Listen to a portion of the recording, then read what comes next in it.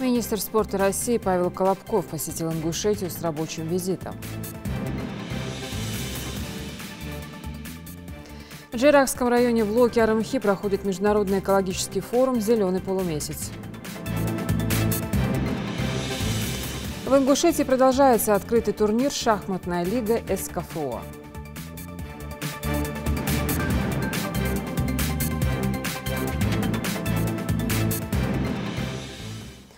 Здравствуйте, это новости 24. Министр спорта России Павел Колобков прибыл сегодня в Ингушетию с рабочей поездкой. Программа визита руководителя федерального ведомства была насыщенная. Вместе с главой региона Махмудали Калиматовым, представителями правительства и регионального Минспорта он лично ознакомился с ходом реализации проекта в сфере спорта. Амина Бокова об этом подробно. Рабочая поездка в Ингушетию министра спорта Павла Колобкова начинается с мемориала памяти и славы. Гостям первым делом предложили возложить цветы к вечному огню, отдавая дань памяти тем, кто не пожалел здоровья и жизни, сражаясь за родину. После же они окунулись в небольшую экскурсию по истории республики. Турсовет никогда не признавала анклавы республик, отрицательно. Ни автономии, ничего. Любой человек записывал страну.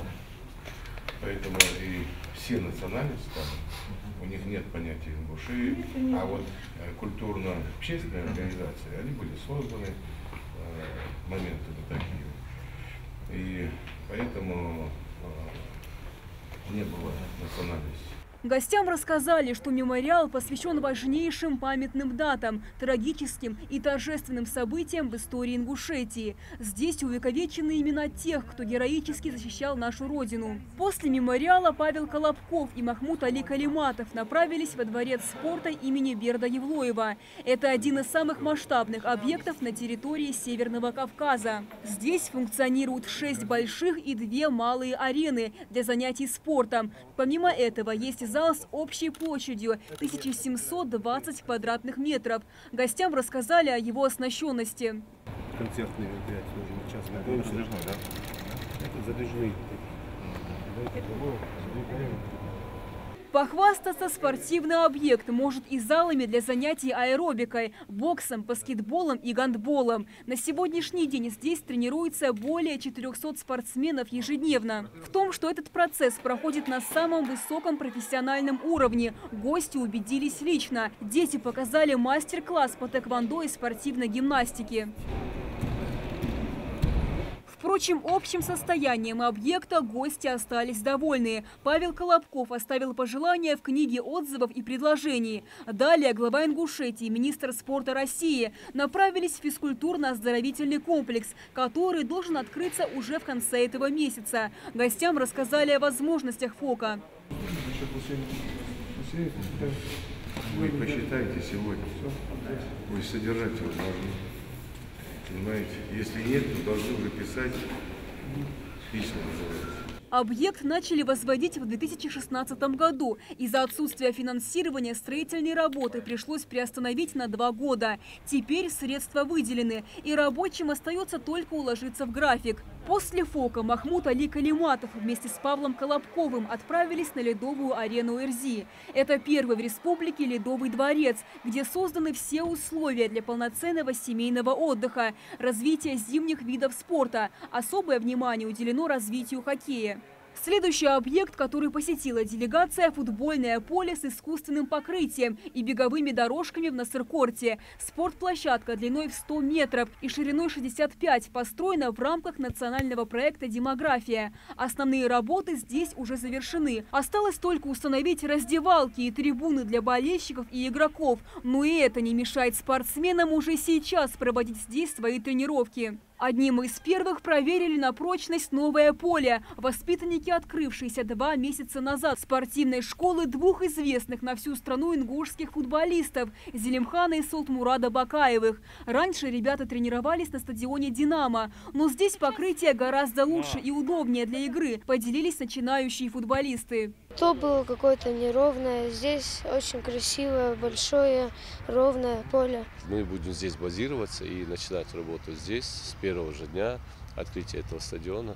Вы знаете, очень качественно положен газон, очень качественно проведена вся работа, вплоть до начиная от основания. На тест-драйв нового поля приехал один из основателей футбольной школы, звезда московского «Спартака» Солтмурат Бакаев.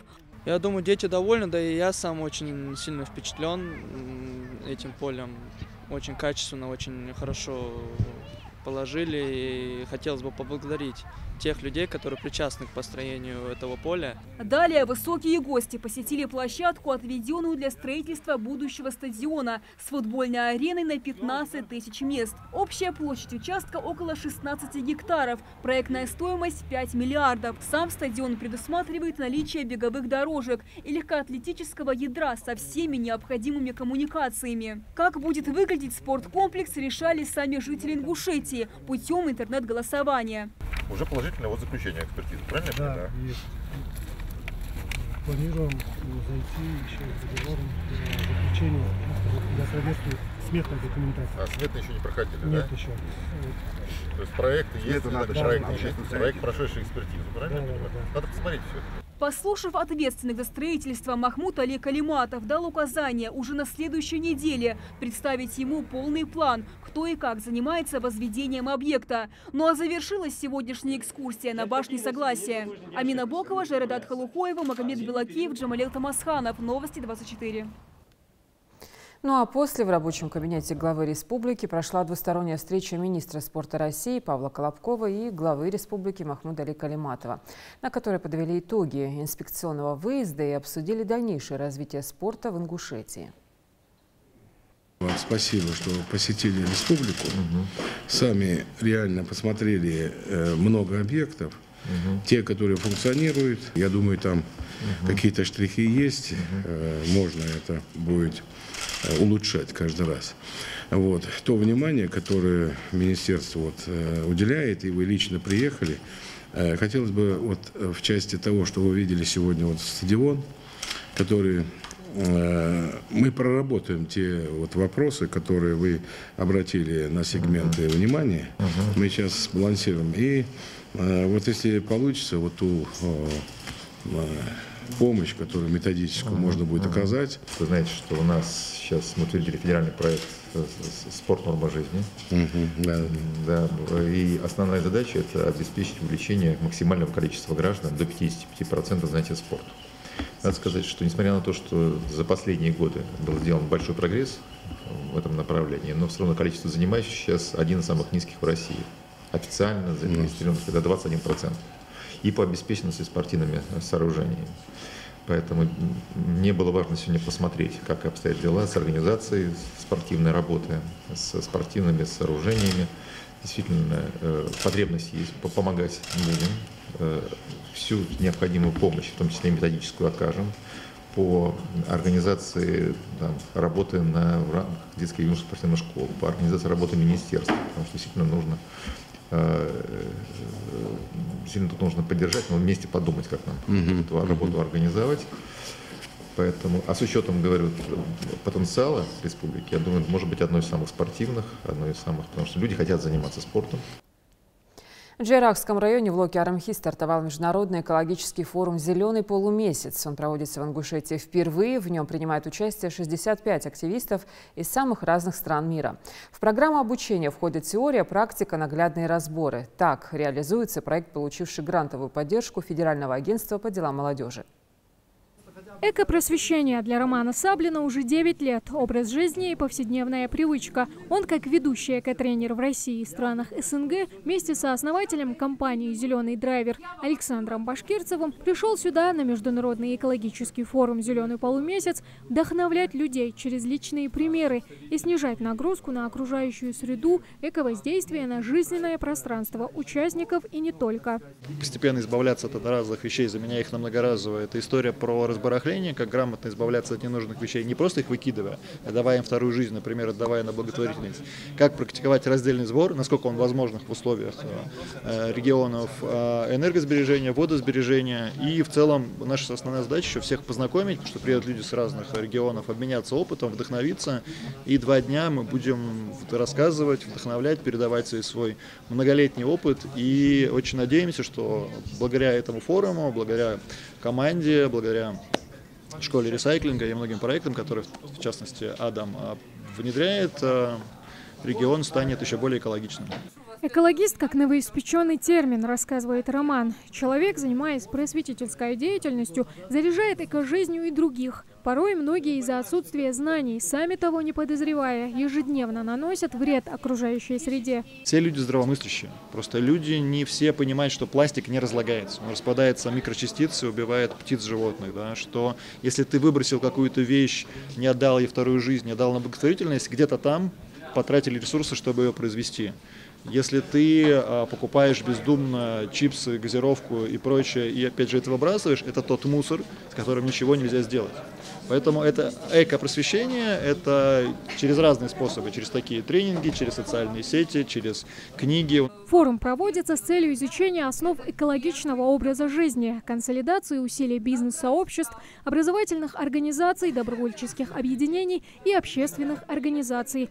Кроме того, именно здесь формируется экомышление в молодежной среде, объединяются усилия по сохранению природного наследия и поддержанию экологического благополучия. Такой проект, как «Добрые крышечки», представленные Болгарией, или проект «Экологисты из Ростова», изготавливающие сумки, ручки и другие предметы из рекламных баннеров, не единственные. Адам Калиматов поделился, какие идеи в рамках форума представит и наш регион, состоящий в тройке самых экологичных субъектов России.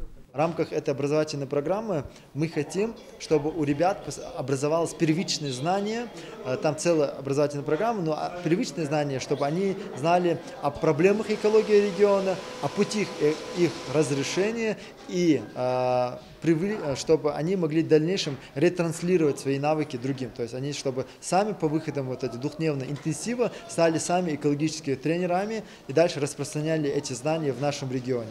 Второе, то, что мы планируем сделать, это дополнение различных проектов, которые уже существуют на территории России и в нашем регионе. То есть это, допустим, как я уже ранее говорил, друг с другом не связанных проектов, но объединенных одной целью. Руководитель проекта «Посадили с Мариана Мунтяна» в Ингушетии впервые. Она выразила надежду, что в скором времени проект обретет новых единомышленников и в нашем регионе. Мы с Екатериной коллеги. Проект «Посадили», он также проходит в рамках движения «Эко». У нас есть краудфандинговая платформа, благодаря которой мы аккумулируем средства на посадку деревьев и организуем посадку деревьев на местах, собственно, где необходимо восстановление лесов. Много вопросов вызвало само название Международного экологичного форума. Заинтересовал и смысл логотипа «Зеленый полумесяц». Все мы знаем, что есть международное движение Красного Креста. И есть такое же международное движение «Красный полумесяц». И по аналогии есть такой же международный зеленый крест, но на данный момент не существовал международный зеленый полумесяц. Конечно же, планка очень высокая, которую мы взяли, но мы начинаем с малого и потихоньку видим успехи нашего продвижения на тот момент. Наука, изучающая взаимодействие человека с окружающей средой, здесь, в Ингушетии, прямо на глазах приобретает статус особенной национальной идеи, подкрепленной целеустремленными молодыми людьми, где в суматохе обсуждений даже самый несведущий в экологии может выйти отсюда настоящим экологистом. Тамара Хшагульгова, Асхаб Белакиев, Новости 24. Назрановским межрайонным следственным отделом Следственного комитета России по Ингушетии проводится доследственная проверка, в ходе которой установлено, что 8 февраля 2019 года Гагиева Мартазанова Хава Исаевна, 1972 года рождения, и ее несовершеннолетние дети Гагиева Раяна Бекхановна и Гагиева Рабия Бекхановна, 2010 и 2001 годов рождения, ушли из домовладения, расположенного по адресу Республика Ингушетия, селение Яндари, микрорайон Новый. До настоящего времени их местонахождение не установлено. Всем, кому известно об их местонахождении, просьба сообщить по телефону 55 18 61 и 8 960 433 05 60. Спортклуб «Ади Ахмад» проводит очередную шахматную лигу Северо-Кавказского федерального округа, где принимают участие 4 региона Северного Кавказа. 12 команд, 48 участников борются за призовые места. Сумма выигрыша составит 160 тысяч рублей. Диана Дударова с подробностями.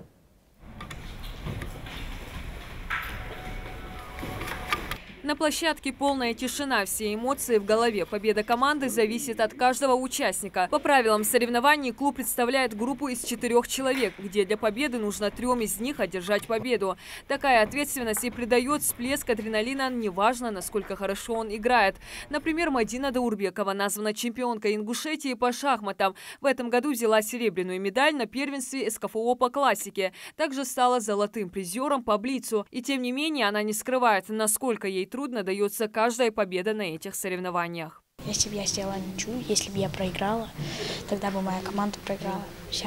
Если один мальчик, Мислауров Магомед, выиграет, то наша команда выиграла. Если проиграет, то, естественно, мы проиграли. Несмотря на ее успехи, Ади Ахмад на 3-й строчке в таблице. Предыдущие игры они сыграли со счетом 2-2. Ничья, что дает им по 1 очку за каждую игру. Каждый участник приехал со своей целью на мероприятие. Кто-то намерен набраться опыта, а кому-то просто хочется показать свои возможности. Как, например, команда Шах М1, которая пока занимает 1-ю строчку в своей группе А. Что мы хорошо играем, даже если постараться даже занять 3 попасть. 12 команд распределили поровну на 2 группы А и Б. В круговой системе они набирают очки для отбора на полуфинальную игру. За победу вписывают 2 балла, за ничью 1, за поражение ничего. 2 команды в группе с наибольшим количеством очков вырываются на сражение лидеров. За игрой наблюдает судейская коллегия, которая не упустит нарушения со стороны участников.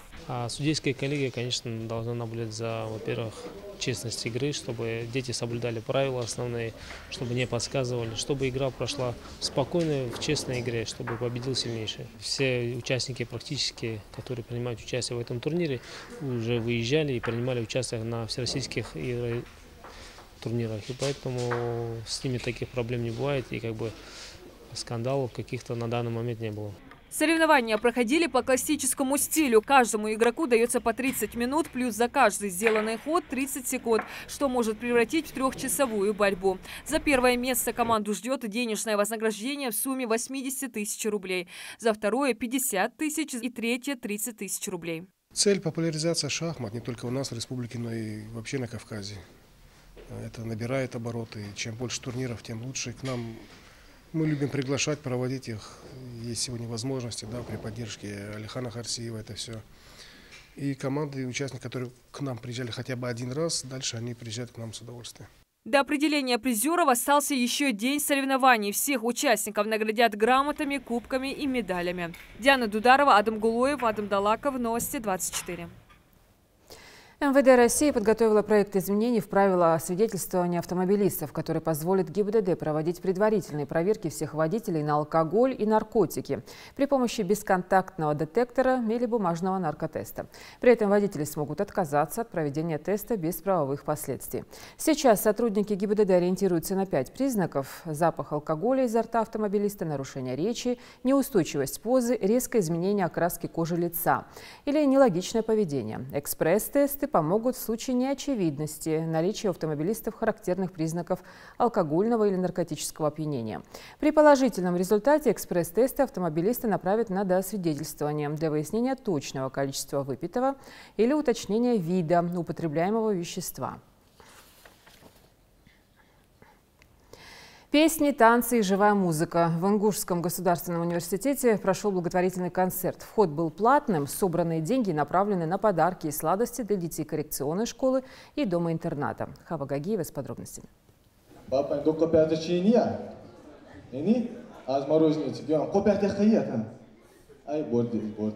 Сценическое мастерство как подспорье благотворительной акции. Еще один способ донести важность доброго отношения к окружающим. Даля Азиева, активистка своего факультета, уже успела проявить себя в качестве волонтера. Данное мероприятие мы делали именно для детей-инвалидов. По нашим номерам, по нашим роликам можно было понять, и по работе волонтеров, насколько нам это было важно. Потому что я подчеркну еще раз, это не просто дети, это дети, я даже не буду говорить, что они инвалиды, я скажу, что это особенные дети. Они отличаются от обычных детей тем, что вот буквально недавно они были даже на мастер-классе, тем, что они настолько искренние, настолько что поиграв с ними, побывав с ними, эмоции переполняют, и поневоле хочется сделать им что-то хорошее. Студенты Ингушского государственного университета на протяжении 10 лет проводят благотворительную акцию «Милосердие Кахетам», направленную на оказание помощи нуждающимся семьям и детям из дома-интерната, где каждый желающий может пожертвовать любую сумму. Сегодняшняя акция, она, конечно,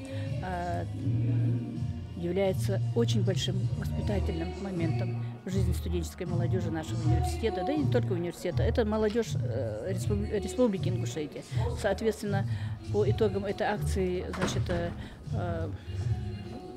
об итогах этой акции будут рассказывать и детям, и своим и внукам, точно так же, как и мы, взрослое поколение, рассказываем о том, что у нас было в жизни красивое, хорошее и доброжелательное.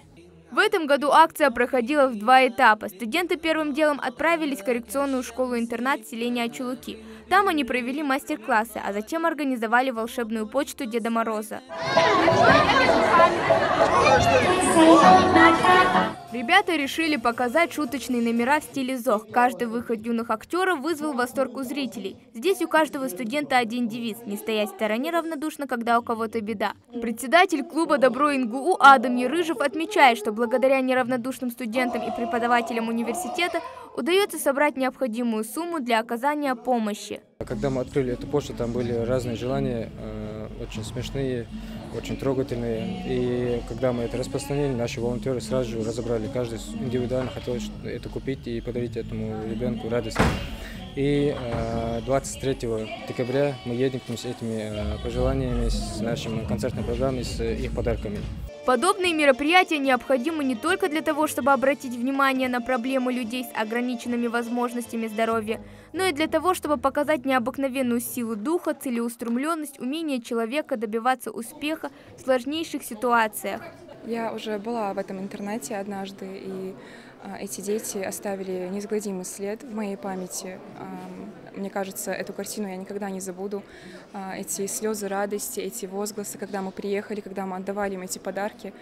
Мне кажется, не только у меня, но у каждого волонтера, который посещал это место, это у нас у всех осталось в памяти. Благотворительная акция «Кахетам» с каждым годом набирает обороты. В сбор продуктов, игрушек и одежды включаются не только учащиеся университета, но и простые неравнодушные граждане. Студенты же, несмотря на свою занятость и активную подготовку к зимней экзаменационной сессии, продолжают дарить минуты радости детям. Хава Гагиева, Тамерлан Ужахов, Новости 24. Почти 2000 кадетов из 60 с лишним регионов страны, а также из стран СНГ, Китая, Южной Кореи, Греции, Австрии приняли участие в международном кремлевском кадетском балу, прошедшем в Московском гостином дворе.